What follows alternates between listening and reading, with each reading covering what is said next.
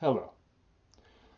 Yesterday I uploaded a video which, frankly, I was not satisfied with at all. Immediately upon finishing the recording, I began to feel certain reservations. I could tell that my usual verbal fluency just was not present in that particular recording for some reason. I had stumbled over my words, taken unnecessarily long pauses, uh, taken up too much time trying to run things in my head as I spoke, and I just generally became dissatisfied with the whole thing. I had churned out a shoddy piece of work that was not the best that I could make it, and I suppose that that's what happens when you go for a few months without sitting in front of a camera and actually recording something. Now, a few people had watched it before it was taken down. I think it had about 30 views or so before I decided to pull the plug on it. And to those people who have watched it, I apologize. I understand that the presentation was not necessarily the most coherent of things. And it is my hope that on redoing it now, that it will become more crisp, that my presentation will be more coherent, my explanations more easily and more readily understandable, and so forth. And I'm only prefacing this video with these remarks to just sort of let everyone know what's going on. Essentially, this video, and the subject that I will be discussing in it has already been discussed, but I just wasn't happy with the presentation and uploaded it too hastily. So I am going to redo it because, frankly, I don't want something that isn't the absolute best that I could make it to stand in public, especially when I know that I really do have it in me to produce a better piece of work. So that's that. If you've watched it, I apologize. If not, well, then you're going to be seeing a better version, hopefully. So with that, let's get to it. The proposed subject for this video is going to be laws of nature and a kind of philosophical analysis of what laws of nature are. I'm going to give a general explanation of what's meant by laws of nature, run through some different theories of laws of nature that one can find in the philosophical literature today, discuss a few problems with various theories, and then present an alternative account which I find persuasive and which I think has many advantages over the others. After doing that, I'm going to tie everything together and get to what I think is the real punchline of this video, which is an application of that general metaphysical background that's going to be involved in the theory of laws of nature that I'm going to present. And I'm going to apply it specifically to economics, and I'm going to attempt to deduce and unfurl some of the consequences of what one must believe given a belief in laws of economics. That is, given that you believe that there are such things as laws of economics. And when I say there are such things as laws of economics, I mean, I'm not referring to any particular commitment to any specific set of economic principles, but just the belief that there are general principles applicable to the science of economics which deserve a law-like status. So if you believe that there are laws of economics in that sense, laws of whatever kind, then I'm going to attempt to draw out some of the consequences of what is entailed by that belief. I'm going to try and explain some of what anyone who believes in that must also believe. And in particular, what I'm going to focus on most is what you might call the principle of methodological individualism. And this is something that is seen explicitly within Austrian economics, although it is to a lesser extent and much less explicitly present in other systems of economic thought, at least insofar as those other systems provide correct accounts of economic reality. And by methodological individualism, of course, what is meant is simply the idea that the relevant unit of economic analysis is the individual human being, and that what fundamentally and ultimately is being analyzed when one does economic science is the actions of human individuals. So let's begin at the beginning. What is a law of nature? This is a rather interesting, bedeviling, and somewhat frustrating philosophical question, because When I mention the term laws of nature, I suspect that most people who hear it probably have some idea of what it is.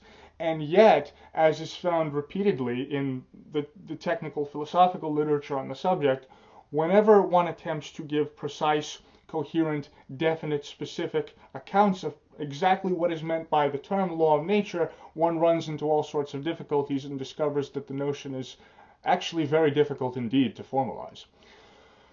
So it seems to be one of those things that we know when we see it, but that is rather difficult to precisely explain.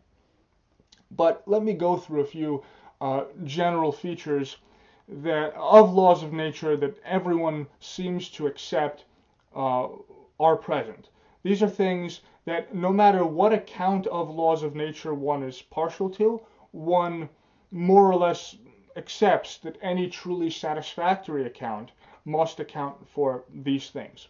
So what are laws of nature in the most fundamental and general sense? Well, what seems clear is that they are general propositions of a certain type. That is, they're universally quantified propositions which range over a certain class of entities. They're propositions, generally speaking, of the form all A's are B's. That is, for all objects within some particular class, if A applies to that object, then B must also apply. And so it's essentially a statement to the effect that for a certain class of objects, if some set of conditions, some condition or set of conditions is met, then some other event must follow. Another thing that seems generally agreed upon whenever one attempts to give an account of laws of nature is that any satisfactory theory attempting to explain them must preserve the ability to employ laws of nature in hypothetical reasoning. That is, laws of nature, because of their proposed universal character, are supposed to apply not only to entities which have in fact been observed, but to all entities belonging to the relevant class which could be observed, whether they in fact have been or not. And it is because of that that they're held to be the sort of universal propositions that they're held to be. And there is to be no exceptions to those laws within the general class of entities under consideration by the particular law. So what that means is that a law of nature, if it is to be a genuine law of nature, must enable you to be able to explain what would happen to the relevant class of entities under consideration in various sorts of hypothetical circumstances. And we can do this hypothetical reasoning because, once again, because of the proposed universal character of these laws. So you can say, well, if things were in a certain way, which in fact they happen not to be, what would follow given this law? And you can apply the law to answer that question. Any satisfactory theory of laws of nature must be able to explain how it is and why it is that we can do that. Now that seems to be more or less the extent of the common ground between everyone insofar as I can determine.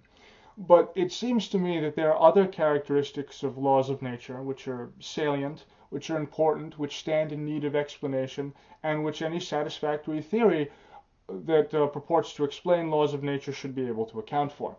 One of these is what you might call the necessity problem. In other words, it seems to be the case that whenever we discuss laws of nature, we mean to ascribe to them a certain sort of necessity. They don't seem to be just random, utterly contingent, adventitious propositions which just so happen to hold.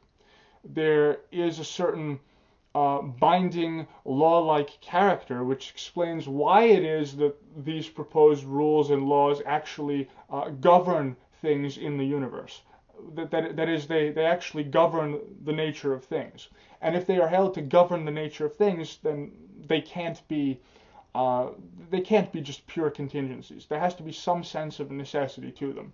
The trouble is that when one begins to try and explain exactly what sense of necessity this is, one runs into all sorts of difficulties. Clearly, the necessity in question cannot be formal logical necessity, because it seems to be a rather sound intuition that if we think of various possible worlds in the sense of modal logic, meaning just different sorts of possible situations that could appear, and situations that are logically consistent that could appear, we can easily imagine cases where the objects in the universe are exactly the same as they are, but which nevertheless obey a different set of laws than the ones they in fact happen to obey. And so they're universal and necessary in a sense, but contingent in another. And this is very bizarre, and it makes it very difficult to answer this necessity problem. But nevertheless, laws of nature seem to have to them a certain sort of necessity. The next problem, and this is one that really has not, to my mind, been dealt with adequately in the literature on the subject that I'm familiar with, for the most part anyway, is the problem of idealization in science. Often, when one examines various proposed scientific laws, one finds that those laws make assumptions which are obviously counterfactual. Assumptions which are obviously not true, which obviously do not relate to the world as it in fact is.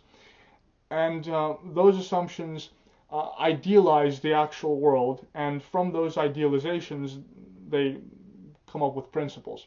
So a perfect example of this would be how in Newtonian mechanics, air resistance is frequently assumed away. Well, this is obviously a false assumption, because in the actual world, moving objects clearly do have to encounter air resistance, and their motion is affected, however slightly, by the fact that they encounter it. But in the typical calculations and equations of Newtonian mechanics, all of this is simply assumed away, and we have this idealized model of motion constructed.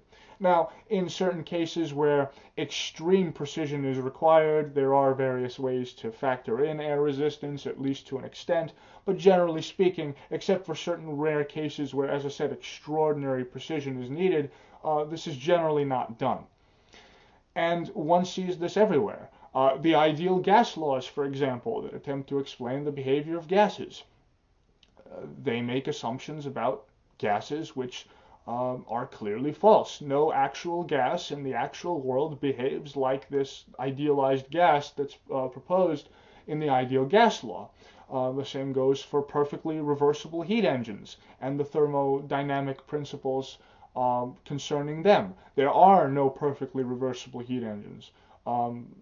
And so on. You know, one can go on in that way. So there's this phenomenon of idealization that we find consistently throughout all sorts of scientific theories. Any adequate theory of laws of nature has to account for this and explain why this happens so frequently, and why it is accepted when it happens despite the obvious counterfactual content of the idealizations in these theories. A third problem is what you might call the ontological problem. And this is just a problem pertaining to what it is that grounds the laws of nature, what it is that explains why it is that they happen to hold. One could, as I said, fairly easily imagine a different set of laws of nature governing the objects of the world from the ones that actually govern them. And so one must explain why it happens to be the case that the laws of nature which in fact govern the objects of our universe in fact govern them. There has to be some grounding, some ultimate ontological grounding for the laws of nature. There is also a fourth problem. This is what you might call the structural problem.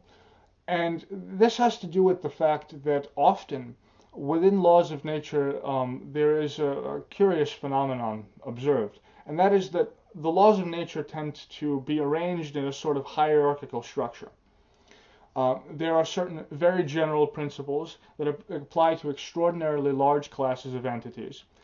And then there are laws of nature which are of a more specific character, which apply to a more restricted subset of entities from the one which the original more general principles apply to. But within that more restricted subset, the more general principles apply as well.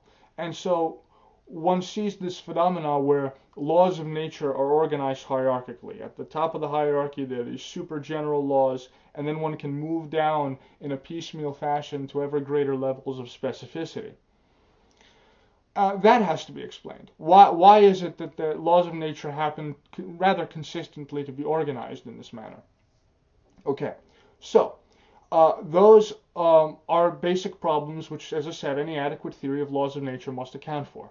An account of all of these things, I would say, are rather clear desiderata for any good theory of laws of nature.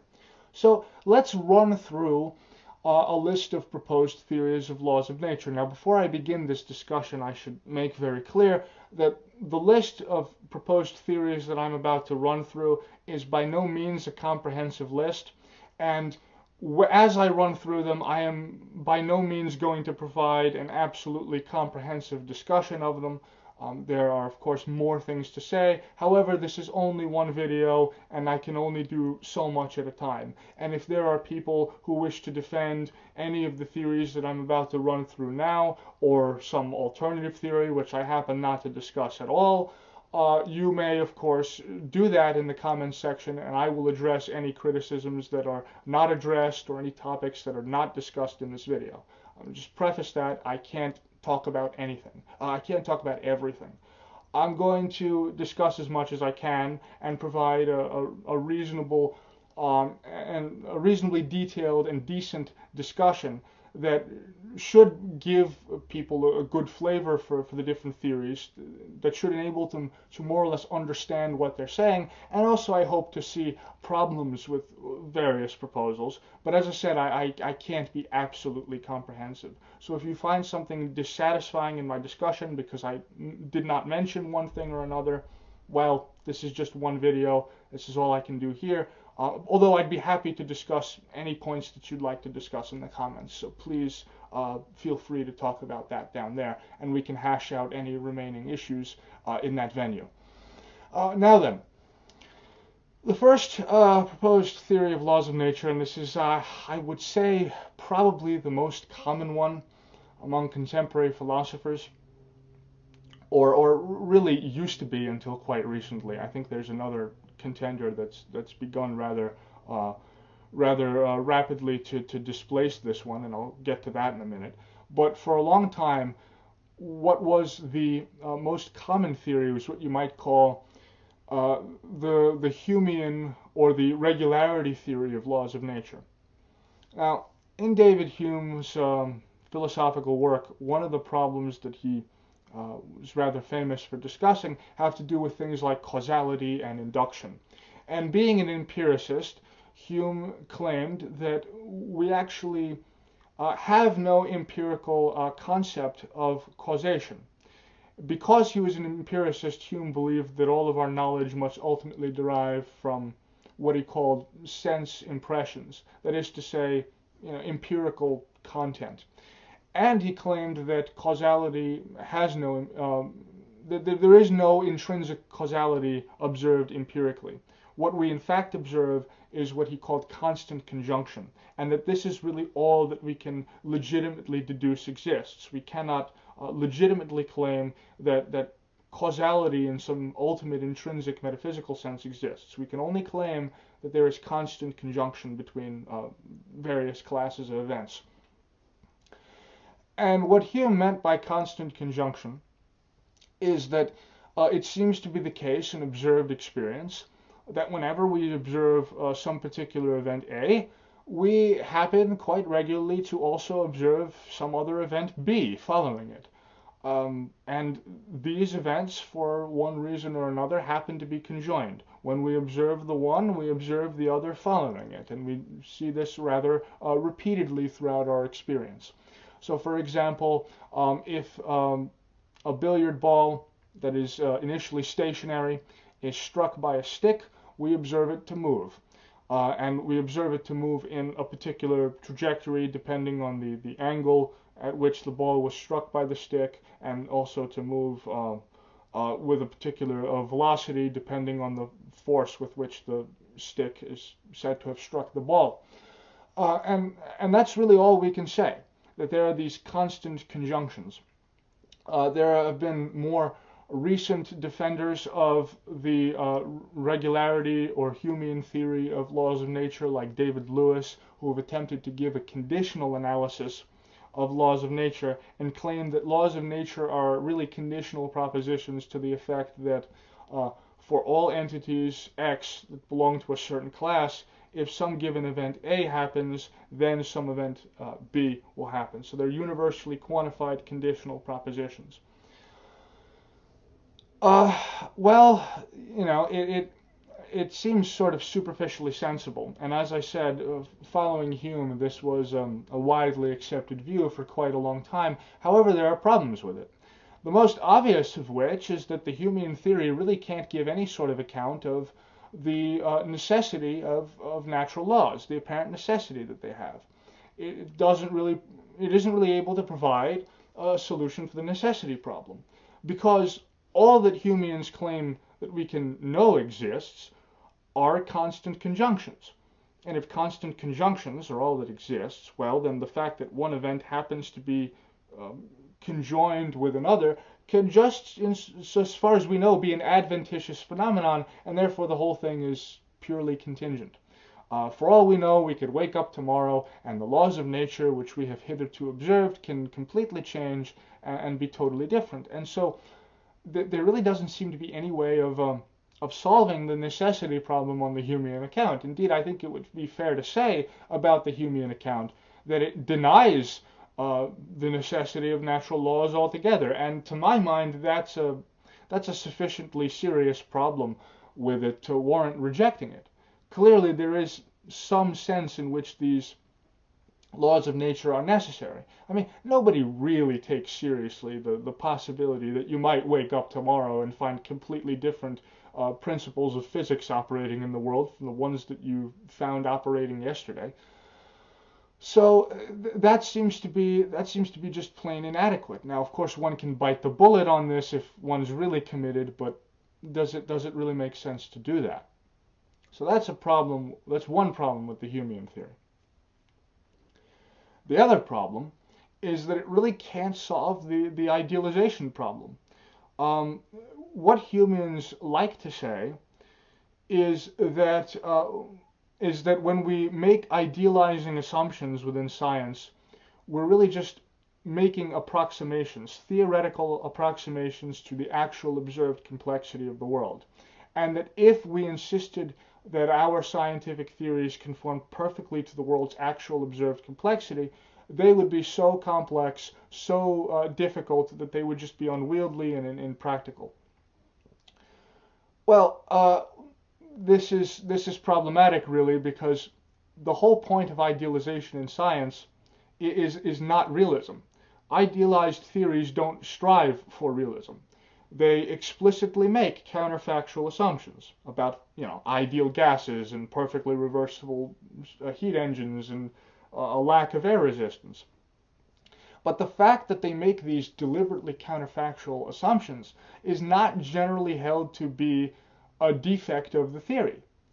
All right? It's generally believed that, nevertheless, despite the simplifying assumptions made, the scientific theories proposed nevertheless tell us something about the way in which nature is organized, the way in which nature works, that is important and meaningful and is useful to us.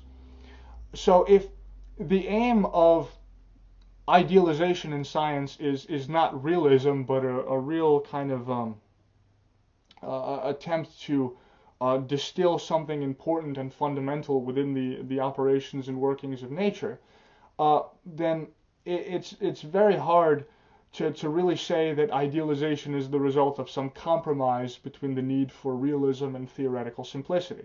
It's obviously not that, because there are cases in which idealized theories, despite being idealized, are explicitly preferred to more realistic models. As I said, you can factor in air resistance within Newtonian mechanics, but this is not generally done, except for very small, relatively restricted sets of circumstances. Another problem is that, remember, what the Humean analysis comes down to is really a conditional statement that if all objects of a relevant class have some claim or fact A about them being true, then something else B must follow. But the whole point of idealization is that the states of affairs described in the initial conditions of any idealized scientific theory are not the actually observed conditions. Okay, so when the ideal gas law says certain things about the behavior of an ideal gas, and those claims become the antecedent of the Humean conditional, that antecedent isn't actually true. So how can you assert the existence of some constant conjunction that we allegedly observe in nature if the initial idealized conditions aren't actually observed because they're idealized? Right? So that doesn't make sense either. So I don't think the Humean theory can give a good account of the problem of idealization in science. I think the Humean account also runs into problems when we come up against the ontological claim as well, because laws of nature on the Humean account are held to be more or less brute facts. They're just constant conjunctions that just so happen to obtain and that we just so happen to observe, and that for whatever reason we happen to observe regularly obtaining. But there isn't really much done in order to provide an explanation of why it is that we happen to observe these constant conjunctions. In fact, if a Humean attempted to do that, one would think that any attempt to explain why those particular constant conjunctions are observed regularly rather than another set of constant conjunctions, that any account of that which works would then lead one to abandon ascribing contingency to laws of nature. So a consequence of the Humean theory's inability to solve the necessity problem is also the fact that it seems to be unable also to solve the ontological problem. There's no ultimate explanation for laws of nature on the Humean account. They're just sort of there, and they just sort of work. And there's really no way to explain why that is, and that's unsatisfying because you're left with a kind of brute fact there that just cannot be explained. That just is. So the Humean theory in general is one that I think is weak and unsatisfying, and generally speaking doesn't work. Another theory that we can run through and discuss is what we might call the conventionalist theory of laws of nature. And conventionalists are those who believe that when it comes to extremely general principles within science, extremely general laws of nature that are held to apply to extremely wide and general sets of circumstances or entities, that these most general laws are not really empirical propositions. That in fact what they are something akin to theoretical postulates within some kind of system or model. They're roughly equivalent to the postulates of something like Euclidean geometry. They're just certain notions that we set down by way of convention, which set up constraints for what our scientific theories may look like, but they are not themselves open to empirical falsification. What is open to empirical falsification, or confirmation for that matter, are the more specific laws of nature, which in fact are based on observation and testing, but that it is only within the framework of these most general laws and principles, which are set down as conventions, that we are able to construct the scientific theories, the observations that we gather, perform the experiments that we perform, and so on and so forth. To give a more concrete example of this, something that a conventionalist might accept as a convention rather than an empirical claim when it comes to laws of nature would be something like the conservation laws. How, for example, could one go about falsifying the law that mass energy is always conserved in closed and isolated systems? It's not clear how you could actually do that, because in any system which you're able to point to in which mass energy is not conserved, you can always say that that particular system was neither closed nor isolated. That there was some factor, some hidden variable that was not taken into account, which explains the lack of conservation of mass energy. And the same could be said for any of the other conservation laws. Conservation of information, which is even more general, and so forth. And so what a conventionalist would claim is that things like the conservation laws are not really empirical claims. They're really just, as I said, they're really just postulates that constrain the sorts of theories that we're able to produce. And what the conservation laws in particular do is not so much make an empirical claim about the world as actually define the concept of a closed system. That is, anything which is a closed system is one in which mass energy, information, or what have you is conserved. And any system in which those things are not conserved is therefore by definition not a closed system. You can also possibly take this conventionalist approach to other certain very general scientific theories, like general relativity theory, for example. Is space-time really Riemannian? Well, that's an interesting question. I mean, is it really Riemannian? Do we have empirical confirmation that space-time is Riemannian? Or is it just the case that if we assume that it is Riemannian, we are then able to derive certain theories which are empirically powerful because they allow us to explain very wide and very general sets of empirical observations? And so assumptions within general theory, like the postulate that space-time is Riemannian, allows us to successfully account for many of the empirical events and consequences that are actually observed in the world. And so these more general theories, but only the most general ones, not all of them, but only the most general ones, they are held to be like postulates in a theoretical system, like the axioms of geometry or set theory or what have you. And certain people throughout the history of science have held to this view. Ernst Mach, for example, is a famous defender of it. So was the French mathematician Henri Poincaré. Also, and this is just an interesting aside, when I attempted to read Chris Langen's paper explaining his cognitive theoretic model of the universe, and for those of you who don't know, Chris Langen is allegedly or apparently the man with the highest IQ in the world. He seems to have scored 195 on an IQ test, and he published a paper, I believe, in the early 2000s, where he gives a general sort of theory about the nature and operations of the universe, and he calls this the CTMU, or Cognitive Theoretic Model of the Universe. And the basic point at the center of it, so far as I'm able to understand it, and if you attempt to read the paper, you'll find that it's quite dense and opaque. But insofar as I'm able to understand it, what Langen seems to be saying is that there is a general structure to the way that the universe is organized, that things in the universe follow a certain law-like pattern, that there are observed regularities and laws governing nature and so forth, and that one can derive or come up with a certain abstract theoretical language which models the law-like operations of nature.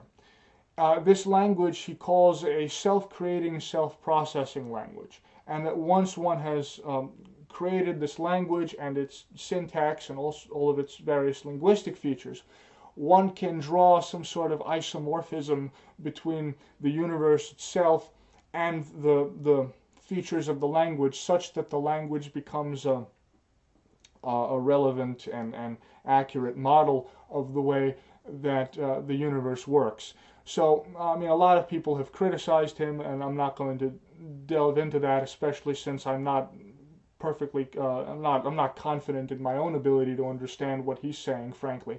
But that seems to be the gist of what he's trying to say. And obviously, when you view it in the way that I've just described, you can see that the CTMU has a heavy dose of metaphysics within it, and that therefore it may be more accurate to say that what Langen is really doing is metaphysics, and not physics per se, and so those who criticize him on the basis of the fact that he's just sort of postulating definitions rather than doing the sorts of empirical investigation that they would say is proper to actual science are perhaps in some sense mistaken. Again, that's just a suggestion. But from what I've been able to tell of his paper, he seems to be adopting something like a conventionalist view of the laws of nature.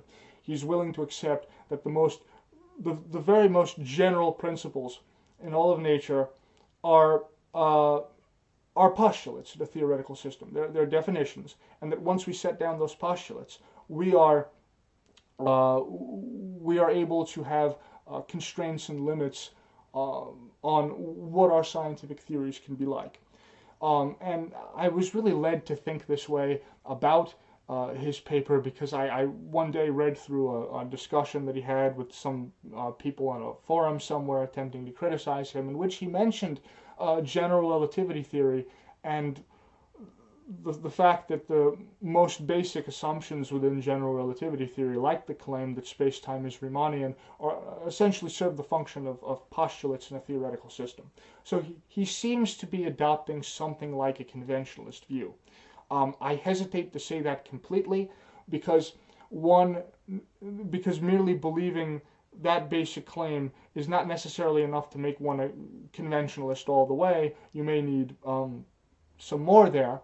But it nevertheless seems fairly clear to me that, at least to a degree, Langen seems to endorse a conventionalist theory of laws of nature. So that's just something interesting and out there. Now, as to the general effectiveness or power to convince of the conventionalist theory, it has to be said that there are some good things to be said in its favor. For instance, it is able to deal with the various problems that I posed and that I said that any decent theory of laws of nature must be able to deal with. It's very easily able to deal with the idealization problem, for instance. If the most basic principles of scientific investigation, the most basic in general of all scientific laws, really are somewhat akin to theoretical postulates, then it becomes very easy to explain why it is that many scientific laws have an idealized character. The claim that a conventionalist would make is that ultimately scientists are dealing with idealized entities anyway, and that therefore it should be no surprise that some of the theories that they propose postulate such idealized entities. So it's able to account for the idealization problem rather easily. It's also able to explain the necessity that is held to be imputed to natural laws rather easily. Because at the most fundamental level, scientific theories, according to the conventionalists, deal with abstract entities, it's very easy to see how the relations between said abstract entities could be of a necessary character. And so it very easily explains the necessitation problem, because again, we're talking fundamentally about abstract objects here, and so imputing necessary relations and properties to them is very easy to do, because that's just of the nature of abstract idealized objects. Now, so things look good. They look really good for the conventionalist theory, but there is trouble. There are problems. For instance, it seems clearly to be the case that throughout the history of science, certain postulates, to use the conventionalist language or terminology, certain postulates, certain assumptions, certain very general proposals for the most general of laws clearly seem to work better than others.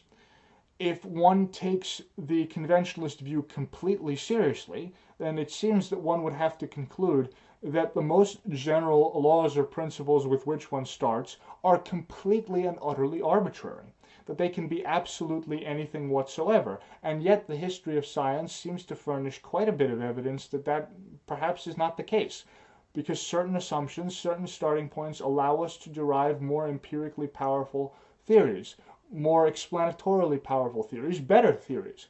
And it doesn't seem to me that a conventionalist account can really explain this very well. Um, yeah, I mean that's generally that's essentially the problem. If you can start with any choice for general laws, provided that you're able to construct theories which can produce valid empirical results and consequences, then you can start with any set. And if you can start with any set, the set you start with is arbitrary, and then in some sense any set is as good as any other. And yet that clearly seems not to be the case. Now, one of the things that the conventionalist theory points to is the problem of underdetermination of theory by evidence, and this is a standard problem in philosophy of science. Um, it seems to be the case that for any given set of empirical observations, it is possible to construct more than one theory which can account for those observations. Now, one can expand the set of observations until one of the two theories is falsified, but even for that expanded set of observations, it can nevertheless be done that it's nevertheless the case that an alternative theory can be proposed with equivalent empirical consequences, but which nevertheless makes different starting assumptions and is different in character in other respects from the original theory. And that seems like a very deep and important theoretical problem within philosophy of science. And if you accept a conventionalist account of laws of nature, you can very easily see why this would be the case. You would expect this sort of thing to emerge. The problem is that when it comes time to actually do the work of proposing one of these alleged scientific theories, and not only proposing alleged alternative scientific theories, but proposing alternative scientific theories which do not in any way piggyback off of the assumptions of the old theories that we already have, we find that this is extremely difficult to do. You can, in an abstract manner, always say that for any given scientific theory T, which makes a certain set of assumptions and has a certain set of empirical consequences, or makes a certain set of empirical predictions, one can always construct an alternative theory T prime which has the same empirical predictions or consequences as T, but which makes different theoretical assumptions. You can construct that mentally in a kind of abstract sense, but when it comes time to actually give flesh to this alleged theory T prime and spell out exactly what it is, this seems to be notoriously difficult to do, and no one seems to be able to do this without in some way piggybacking off of currently known or accepted scientific theory. And that seems to me to be one of the major weaknesses of the conventionalist account. So in short, it doesn't explain why some theories really do seem to work better than others, and it doesn't really explain why it happens to be so notoriously difficult to, in practice, actually construct these alleged alternative scientific theories which the conventionalist claims could alternatively have been accepted or can theoretically hold or be made to appear to hold.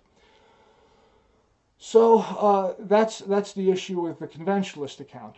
Now there's one more account, and this set of theories I'm going to refer to as contingent necessitation theories.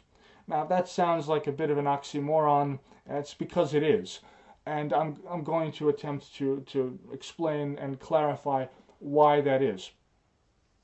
Okay, so in contingent necessitation theories, one always sees an attempt to reconcile, on the one hand, the intuition that laws of nature must have some sort of necessity pertaining to them, but also at the same time maintain the belief, the perhaps equally strong intuition, that these laws nevertheless are contingent propositions, because it seems clear, conceptually speaking, that one can imagine a universe populated by exactly the same sorts of objects which ours is populated by, but which are governed by a different set of natural laws.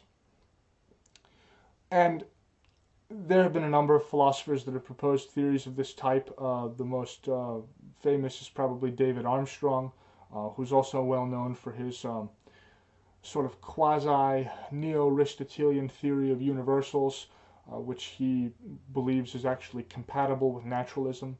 I have some doubts about that. I don't think you can make any Aristotelian theory of universals fully compatible with naturalism as that term is usually understood. But be that as it may, contingent natural necessitation theories generally tend to go as follows. So, we can imagine, for example, and this will be made clear, I hope, with a specific example. We can imagine a property of being an electron, and then another property of having a negative charge. Now, it seems to be the case in our universe, in the actual world, that electrons are negatively charged. We claim that this is a law of nature. It is a law of nature that electrons be negatively charged. Anything which is an electron must have a negative charge, and anything which does not have a negative charge cannot therefore be an electron. So, how is this explained within the context of contingent natural necessitation theories? Well, as I said, there's a property of being an electron. There's a universal representing that property. And then there is a property of having a negative charge. And the claim among contingent natural necessitation theorists is that there exists a kind of inclusion relation between the property of being an electron and the property of having a negative charge, such that the property of being an electron includes within it the property of having a negative charge. And this explains why every electron in the actual world, in fact, happens to have a negative charge. It's because of this inclusion relation. Now, that accounts very well for the observed and apparent necessity of natural laws, and the contingent natural necessitation theorists claim. It also accounts for the intuition that the laws of nature in some sense are contingent propositions, because this relation, this inclusion relation that is held, that holds between the property, the universal of being an electron, and the universal of having a negative charge, this relation holds contingently, that there could be a different relation in different possible worlds that connects these two universals. So the contingent natural necessitation theory seems to find a way to give us the best of both worlds. Now, there's a problem here, and the problem is very obvious once you understand what universals are. The problem is this. Now, it is not absurd to say that different sets of objects, that one set of objects, let's say two objects in a particular set, will have a certain relation between them, and then have a different relation to other objects. So one object will relate in one particular way in one possible world to one object, but in another way to another object. That's not absurd. What is absurd is to say that two objects, which essentially reduce down to universals, relate to each other in different ways across possible worlds. Now, how could that possibly be? That seems to go against the concept of what a universal is. A universal, because it is a universal, is what it is necessarily. That is, in every possible world. That's just what a universal is. And when we explain and delineate what some particular universal is, part of what we have to list and explain are the relations which it bears to other things, including other universals. So how can it be that two universals bear one relation to each other in some possible world, and then the same two universals bear a different relation to each other in a different possible world? That doesn't seem to make any sense at all, and it seems to go against the concept of what a universal is. This is a major problem with the contingent natural necessitation theories. And it's one that I don't think can really be explained, because, as I said, it leads you to derive a conclusion that contradicts the very nature of what a universal is commonly thought to be. If not that, then at the very least what we have is the brute fact that a certain relation can obtain in one possible world between two universals, and yet a different relation can obtain in a different possible world between the same two universals. If you're even willing to accept at all that that's possible, you have to say that it's a brute fact and not explained by anything. So, so the contingent natural necessitation theories seem to be able to deal well with the necessity problem, and they're able to deal with the idealization problem as well, because what we're ultimately talking about are abstract universals. But the ontological problem, I argue, and I think it's fairly clear, they can't deal with. Now, I understand that it may possibly be the case that what I've just said sounds a little opaque and difficult to understand, especially for someone who doesn't know much about universals and all the various philosophical stuff concerned with that. So, although I have tried my best to make my explanation of this point as clear as I can make it, it is somewhat subtle. And if anyone doesn't understand what I'm saying, please ask and I will do my best to clarify within the comments. But I'm going to stop here and not attempt to offer any additional clarification because that would make the video impossibly long. Alright, so I've now run through a number of proposed theories of laws of nature, and I think I've shown that they're all in one way or another inadequate. What then would be a good theory of laws of nature? Well, I have a proposal. And I think this is a good proposal, and I'm going to attempt to defend it. But before I can really give that proposal fully, I have to define a certain notion. That notion is the notion of a natural kind. And a natural kind is a certain sort of set of objects. So I'm going to give the definition of that concept, of just what kind of a set of objects a natural kind is supposed to be. Natural kind has 5 features. First, for something to be a natural kind, the distinctions between the objects in one natural kind class and in another natural kind class have to be real and absolute. By real, I mean that they have to be clearly apparent and evident and observed and observable and so forth. We know them to actually exist. And by absolute, I mean that they are not dependent on such things as epistemic perspective or the nature of our perceptual apparatus and so on. So for example, just from this point, it's clear that colors, as we perceive them, cannot be natural kinds, because the actual colors, the qualia associated with the colors that we perceive, are what they are as a result of our perceptual apparatus, and that what is actually there in nature, independent of our perceptual apparatus, are wavelengths. That's what actually ultimately exists independent of perception. So colors and the qualia associated with them cannot form a natural kind. Alright, so that's the first feature, that the distinctions between objects in different natural kind classes have to be real and absolute. The second feature is that the distinctions between objects in different natural kind classes have to be categorical. What I mean by categorical is that they have to be discrete and they have to be hard and fast distinctions. There cannot be cases of it being possible for one object in one natural kind class to undergo a smooth continuous transition into an object belonging to another natural kind class. That can't be done. The distinctions between them have to be categorical and discrete. A good example of this, the canonical example really, are chemical elements. We identify chemical elements by reference to their atomic numbers. So there's an element with an atomic number of 12, and then right after that, going up the scale, there's immediately an element with an atomic number of 13.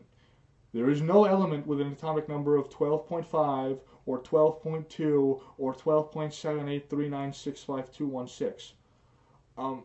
It goes from 12 straight to 13, and there's nothing in between. So these transitions are discrete. And so any objects which can be organized into natural kind classes have to have these sort of discrete separations and distinctions between them. That's what I mean by categorical. Again, think of chemical elements. Okay. The third property of a natural kind class is that objects which belong to a given natural kind class must belong to that class by virtue of the intrinsic properties of those objects. They cannot belong to the particular natural kind class that they're said to belong to by virtue of their extrinsic properties. By extrinsic properties, I mean things like physical location, so something that is not dependent on what's going on in the object in question itself. So a perfect example of an intrinsic property would be something like charge. If electrons belong to a natural kind, and I think they do, then one of the things that distinguish them as belonging to the particular natural kind that they belong to could be, for instance, their negative charge. That negative charge being an intrinsic property of the electron. You cannot classify an electron into a natural kind depending on where it happens to be located in space, because that's an extrinsic property. Okay, the fourth feature is that natural kinds have to be organized in a kind of hierarchical structure. Now, if you remember, I already mentioned this notion of hierarchical structure within natural laws, and someone listening to this attentively may just have therefore been able to figure out where I'll be going with this. But yeah, there is a hierarchical structure of natural kinds. So there could be one large natural kind class, and then natural kind classes within that larger natural kind class, and then yet smaller natural kind classes within those classes, and so on. Again, think of chemical elements. All chemical elements whatsoever form one natural kind class, and then you can divide the periodic table into various sections. So there are halogens, noble gases, metals, and so forth.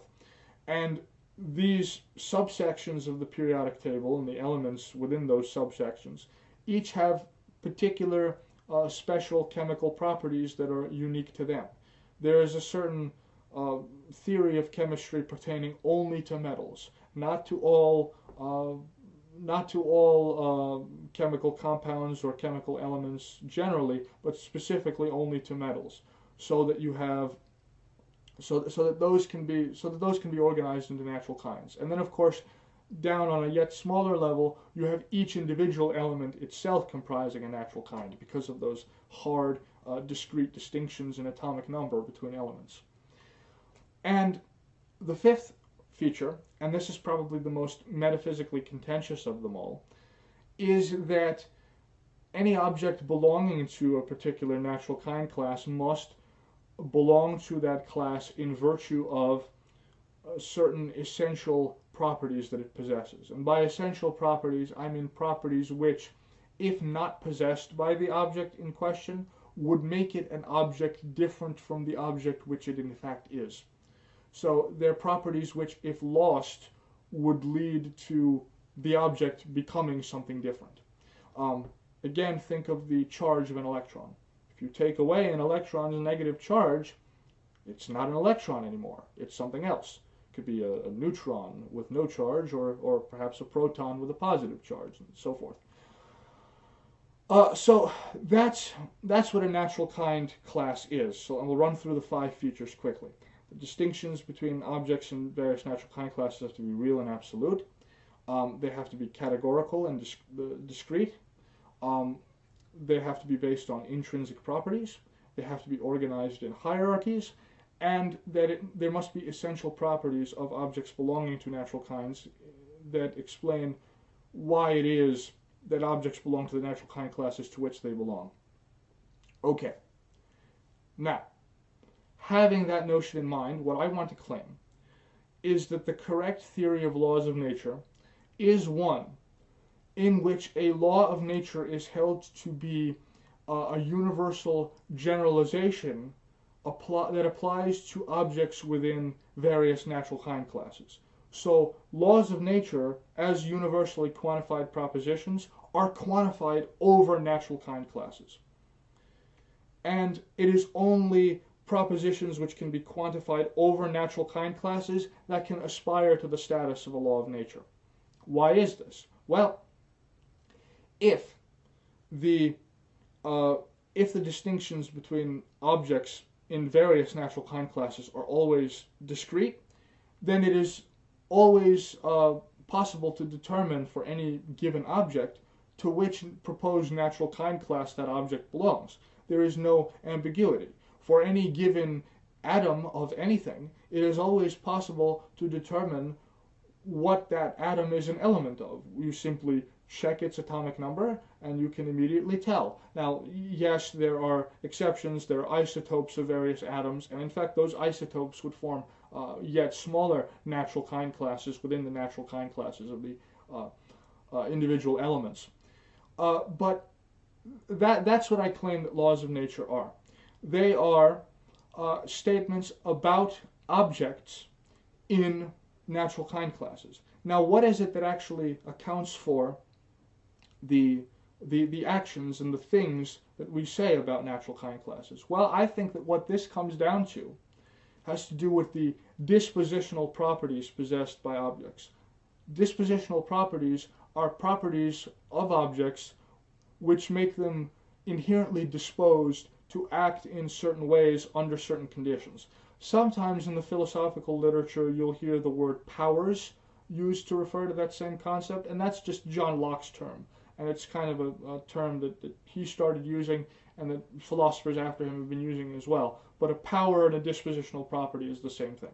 So let me give you let me give you some examples. An electron, or let's put it this way.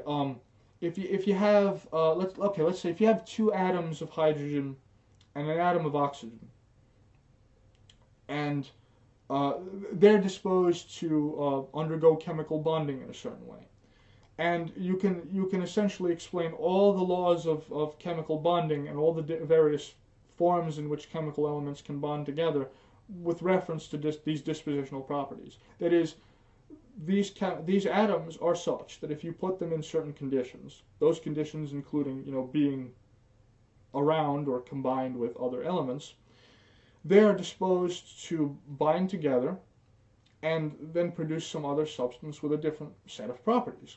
And this can explain why it is, for example, that at room temperature hydrogen and oxygen are gases, but that H2O, water, is liquid at room temperature. But these changes in properties are the results of dispositional properties.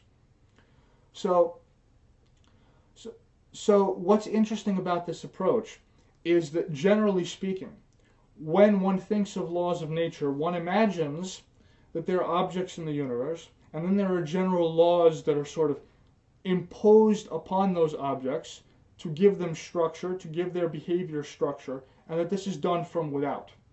That is, it's imposed on objects externally from the objects themselves. This is what you might call a divine command theory of laws of nature. And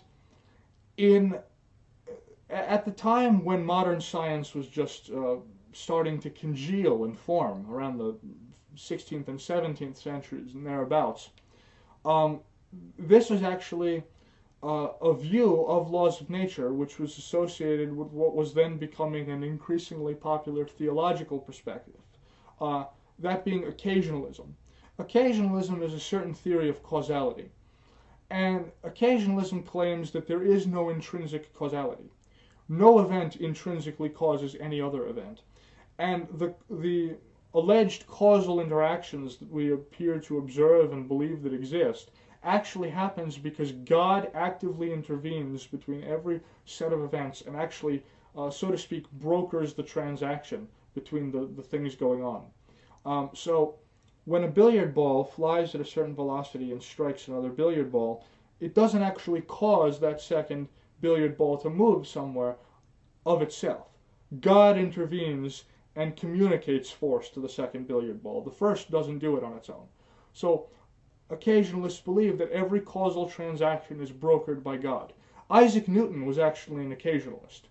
It's an interesting point when one thinks about Newton's scientific views and how he derived them.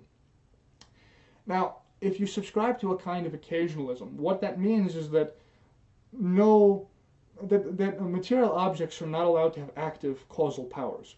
They are not allowed of themselves to have within them intrinsically tendencies to cause things to happen. That means that inanimate objects, nature itself, if you will, is inert. It's causally inert. And so that means that any causal interactions which are seen to occur in nature must be imposed upon it from without. Now, back in the 17th century, for instance, one could appeal to God as doing this. But as appeals to God have sort of faded away and lost intellectual legitimacy and respectability, the theories about nature being fundamentally inert and lacking in dispositional properties have remained. And so what we're left with is a kind of metaphysical picture of nature in which natural objects are inert and they have no intrinsic causal powers to them. And if you subscribe to this kind of picture of nature, it's very difficult to explain what laws of nature are, because you're essentially thinking of laws of nature as coming from without, as being imposed on objects from without. And I'm suggesting a paradigm shift. I'm saying that we reintroduce the notion of intrinsic causal powers and dispositional properties in objects, and that once we do that and then classify objects according to natural kinds, we can then say that the laws of nature are complex results of the interactions of the dispositional properties of the various objects or sub-objects comprising whatever it is that we happen to be examining in our given scientific theory. So we can give an ontological grounding for the laws of nature. They are grounded in the existence of natural kinds classes, which exist independently of our perceptual apparatuses and psychological features that we may have. They are actually nature's distinctions. And they are also the result of inherent dispositional properties within objects. And so they're internal resultants of the natures of objects. So you can explain the necessity problem in that same way. One of the perhaps unappealing things to some people of this sort of theory of laws of nature, though, is that when one subscribes to it, one has to believe that the dispositional properties, and perhaps other properties as well, that various objects have, must be had by those objects necessarily or essentially. That is to say that an electron could not be an electron if it did not have a negative charge. And so it's a necessary proposition that an electron have a negative charge, because anything which doesn't have a negative charge just isn't an electron. And so one explains the necessity of laws of nature in that way, that the dispositional properties which objects possess and which result in the laws of nature that are observed are what they are necessarily, because if the objects in question had different dispositional properties from the ones that they possess, then those objects wouldn't exist. We'd be talking about different objects. And so what that means is that we have to reject the intuition that it's possible for the universe to consist of different objects from those of which it actually consists, and yet be governed by the same laws of nature, or perhaps to consist of the same objects of which it consists, and yet to be governed by different laws of nature. Now, this doesn't mean that those objects can't be outwardly the same. That is, they can look the same to us, but we nevertheless are required to postulate fundamental metaphysical properties of objects which are different, which would have to be different, because the only thing that would explain why different laws of nature would happen to govern those different objects is that they had different essential properties. And it also explains the idealization problem, because you can restrict the range and operation of dispositional properties to idealized circumstances. You can also account for hypothetical reasoning very easily. I mean, because when you say that some object has a certain dispositional property, you're saying that it's disposed to act in a particular manner in a particular situation. And so when you think of hypothetical situations, you can determine the actions of those objects based on their dispositional properties. Okay. So, that really concludes all the general kind of theoretical and metaphysical background that I want to go over here. Now, at long last, I'm going to get to the punchline of this video. I want to talk about laws of economics. Now, what I want to do is unfurl some of the consequences of believing that there exist such things as laws of economics. And as I said in the beginning, I don't mean any particular laws of economics, but just what are the consequences of believing that there are any laws of economics of any kind whatsoever? Well, if laws of economics, or any kind of natural laws generally, if natural laws generally have to be about natural kinds classes, then for there to be laws of economics, the phenomena which are studied by economics must be classifiable into natural kinds. Okay, what does that mean? Well, let's try. What does economics seem to analyze? Well, at a very kind of simple and intuitive level, it analyzes human action, buying and selling and so on, economic transactions, that sort of thing. I trust that that's intuitively clear. Now, how can you organize people or any kind of rational, purposeful actor into natural kinds? Well, one thing that's immediately clear is that if you're going to derive laws of economics explaining the economic behavior of humans or any other hypothetical rational agents that could be out there, you cannot classify humans into biological categories then. Now, this does not mean that biological categories are not valid. It's just that biological categories aren't natural kinds.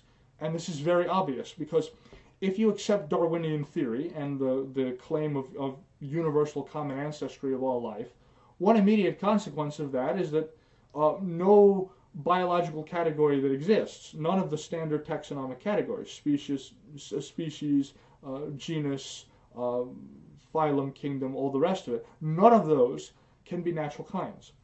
And the reason they cannot be natural kinds is that well, for one thing, they don't satisfy the second requirement. That is, there are no hard and fast, definite, discrete distinctions between the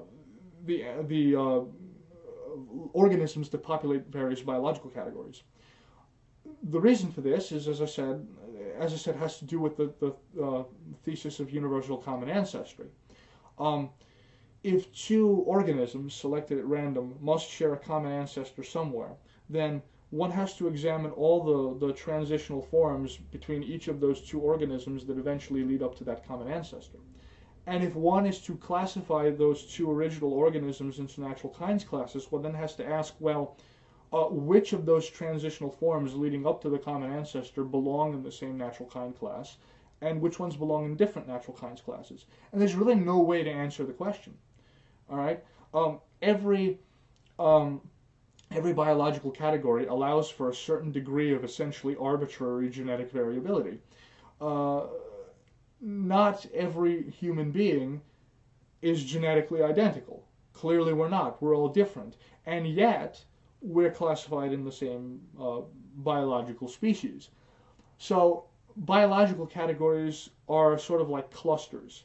They're organized on the basis of the fact that the organisms within them are sufficiently close to each other genetically, but what is meant by sufficiently close is more or less arbitrary and is a function of convenience and epistemic perspective, and not a function of what's actually existing in nature. If we wish to classify organisms genetically into natural kinds, the only way that we can do it is to introduce a notion of gene identicality. So, if organism A and organism B are gene identical, that means that they have exactly the same genetic constitution as each other, down to the very last molecule.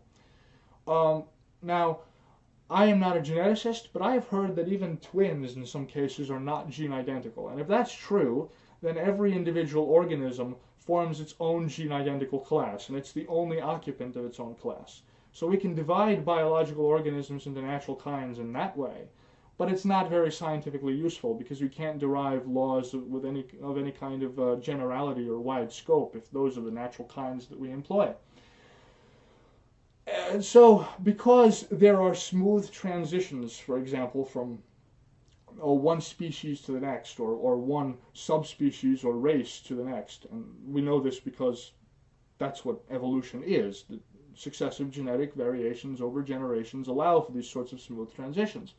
The fact that we know that means that no biological category whatsoever, even if it is valid as a biological category, can serve as a natural kind class, and therefore can be used as a basis from which to derive scientific laws.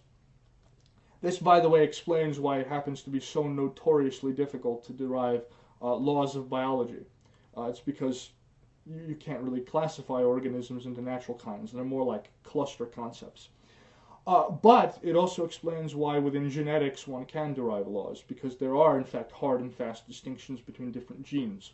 If the organism is your unit of analysis, you can't separate them into natural kinds. But if genes, the individual gene, is your unit of analysis, then you can do that, because there are hard and fast distinctions in chemical composition between genes.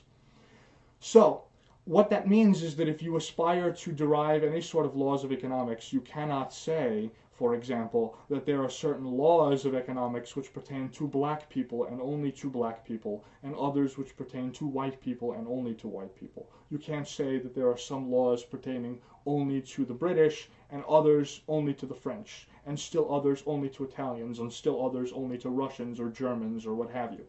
You can't do that. No biological category is a natural kind.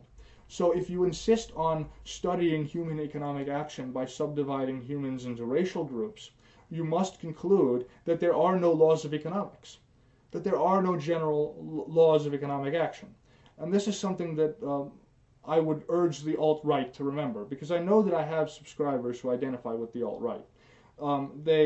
When libertarians, specifically those interested in Austrian economics, insist on the principle of methodological individualism when analyzing economic action, that is, they start with the action of the individual human actor, rather than starting with racial groups or having their economic considerations or a derivation of economic principles informed by race or biology or any of that kind of stuff. They usually tend to dismiss it as autistic and ignorant of biology.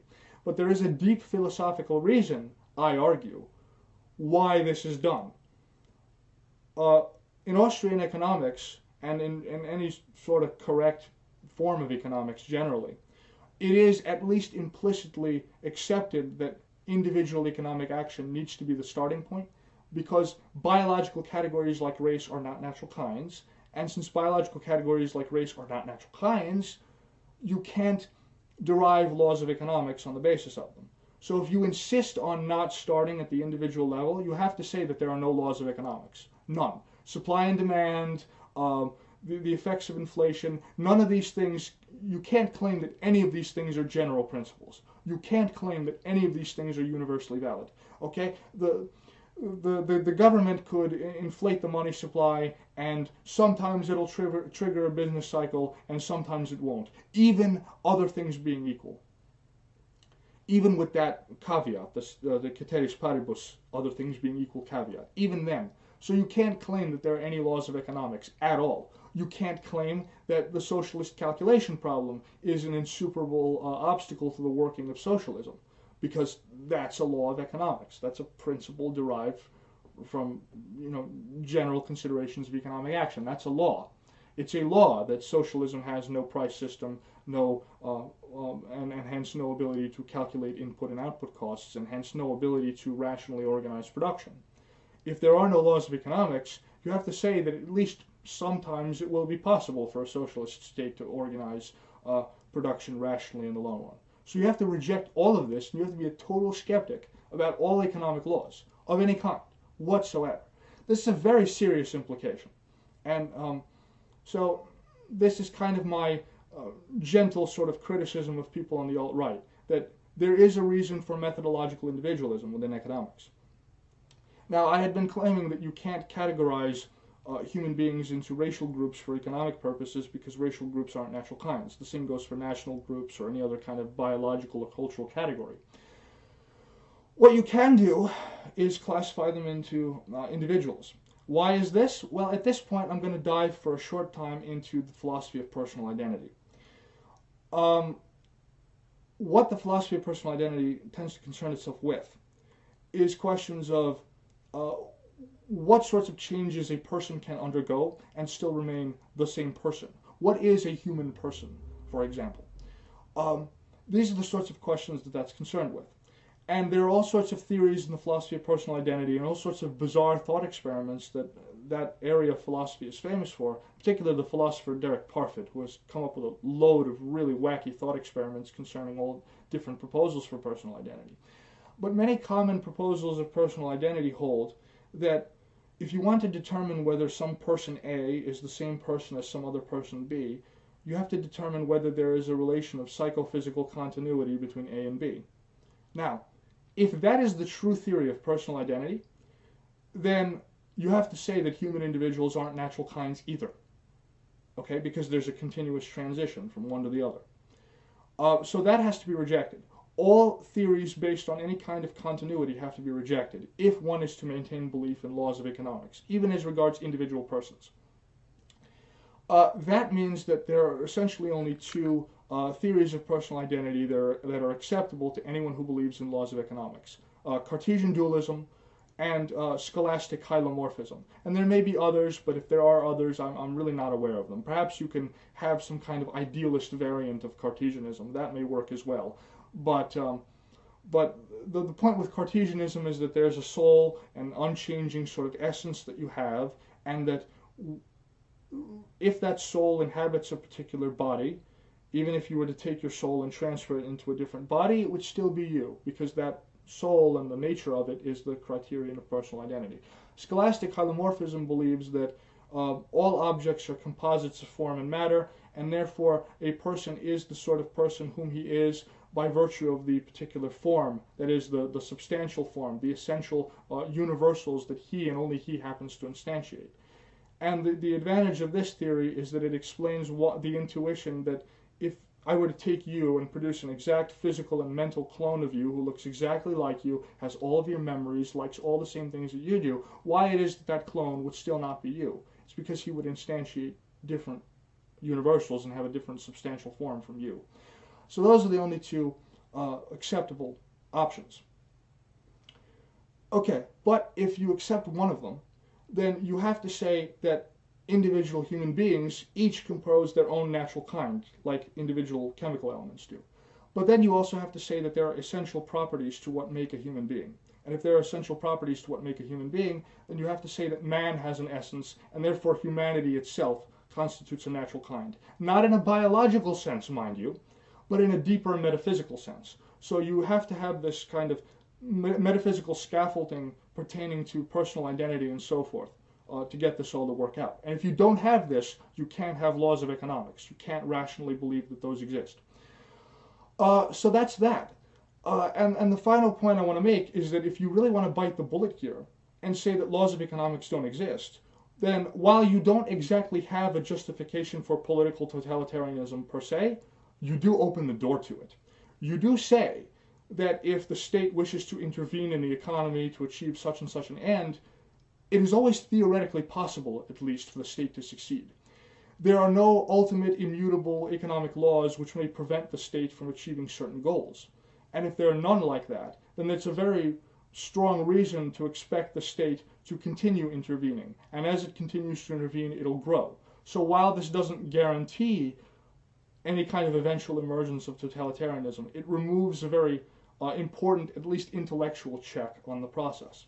So you then have to, you really cannot justify an end to state action. And that's an important political consequence. And I think that's really all I wanted to say. I managed to shave 20 minutes off of the last video, which is pretty good. And I was a lot more verbally fluent here. Once again, I apologize to the people who had to put up with the last incarnation of this video, but this one is much better. I'm much happier with it. I said what I wanted to say. I was more verbally fluent. This is better. Good. So yes, that's all I want to say. Thank you for listening.